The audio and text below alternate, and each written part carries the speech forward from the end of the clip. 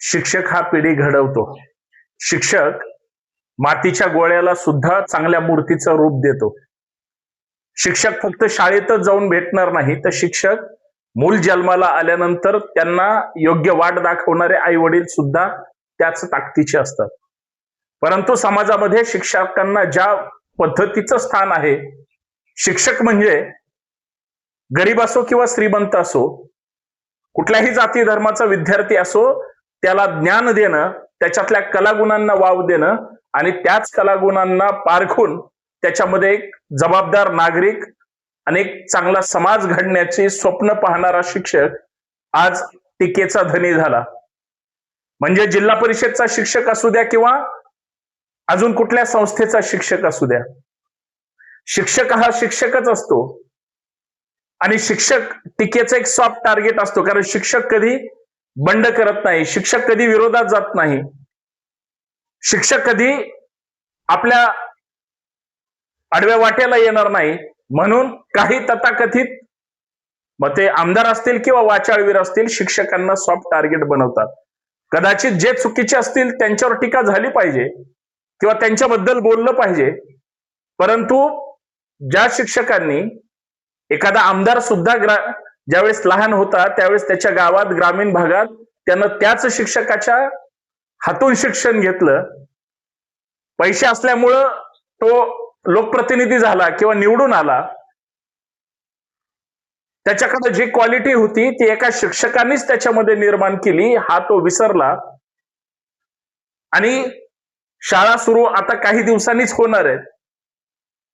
आणि शाळा सुरू झाल्या म्हणजे दोनच या राज्यात किंवा देशामध्ये व्यक्ती ऍक्शन मोडवर असतात, ते म्हणजे विद्यार्थी आणि दुसरा म्हणजे शिक्षक. अतिरिक्त कामाचा भार सुद्धा त्या शिक्षकावर, निवडणूक प्रक्रियेची जबाबदारी सुद्धा त्या शिक्षकावर, आता जी जनगणना होती ती जबाबदारी सुद्धा त्या शिक्षकावर.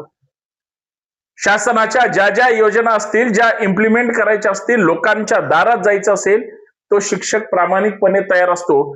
शिक्षक जिल्हा परिषदेचा असू द्या किंवा शिक्षक संस्थेचा, जर तो शासनाच्या अंतर्गत येत असेल तर त्याला ते नियम लागू होतात.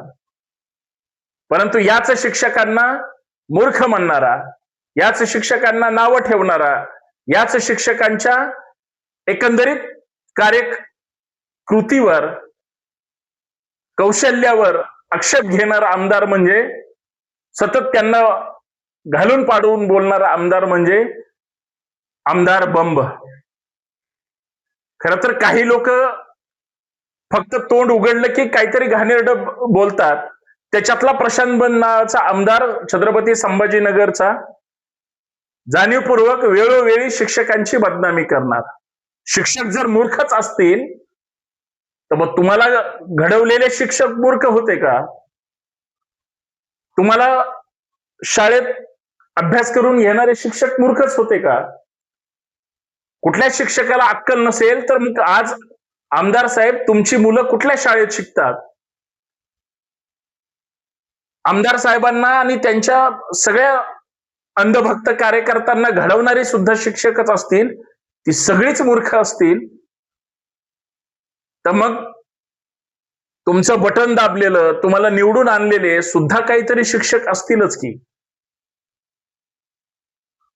पण शिक्षक हा सॉफ्ट टार्गेट असतो. शिक्षकांनी कितीही त्याग केला, शिक्षकांनी कितीही यांच्यासाठी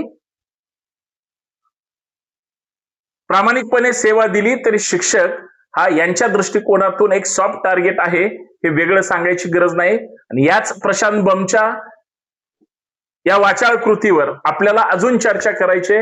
मी पुण्यातून संतोष शिंदे ऑफिशियल या आपल्या हक्काच्या युट्यूब चॅनलवर आपल्या सर्वांचं मनपूर्वक हार्दिक स्वागत करतो. विनंती एवढीच आहे, हा व्हिडिओ शेवटपर्यंत पहा, जास्तीत जास्त शेअर करा. जन्माला आल्यानंतर मरेपर्यंत प्रत्येक व्यक्ती हा विद्यार्थी असतो.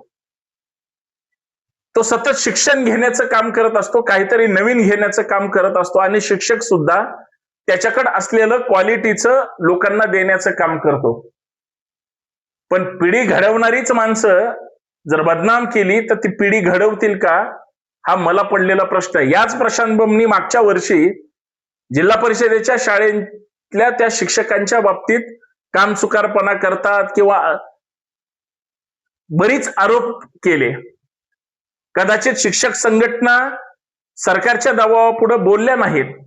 जे शिक्षक वाईट असतील त्यांच्या प्रती बोलला असेल, पण सरसकट सगळ्या शिक्षकांना आरोपीच्या पिंजऱ्यात उभा करणं आणि एका लोकप्रतिनिधीनं, आणि त्यांनी नुसतं स्टेटमेंट नाही केलं तर सभागृहामध्ये या विषयावर चर्चा सुद्धा घडवून आणली. मग ज्या वेळेस चुकीच्या घटना घडतात त्यावेळेस हेच बंब तोंड मूग गिळून गप्प बसतात, आणि ज्यावेळेस शाळा आता सुरू होत आहेत, प्रत्येक विद्यार्थी, पालक, शिक्षक आणि त्यांच्या सगळ्यांच्या एकदम संपर्कात असल्याचं म्हणजे लक्षात आल्यानंतर यांना भास होतो की शिक्षक वाईट आहेत, मूर्ख आहेत.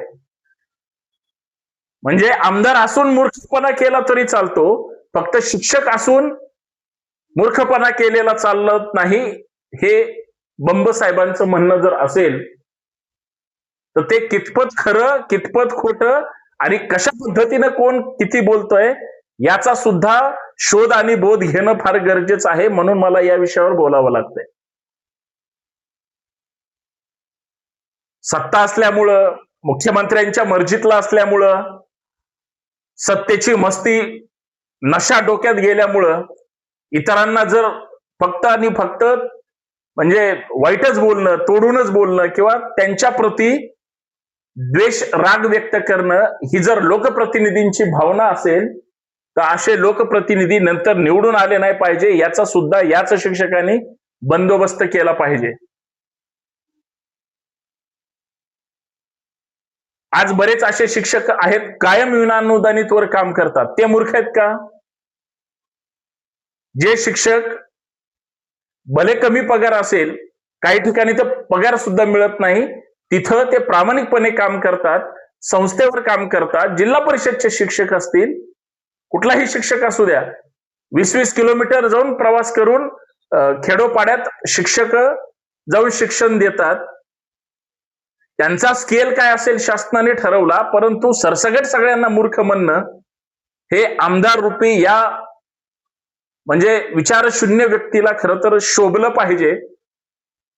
आणि ज्या शिक्षकांच्या जीवावर आज हा फडफड करणारी मंडळी जर अशा पद्धतीनं बेताल वक्तव्य करत असतील तर मला असं वाटतं शिक्षक कुठल्याही रूपातला असू द्या, तो प्राथमिक असू द्या, माध्यमिक असू द्या, अजून वेगळ्या वेगळ्या क्षेत्रातला असू द्या, कोणीही शिक्षक हा शिक्षक असतो.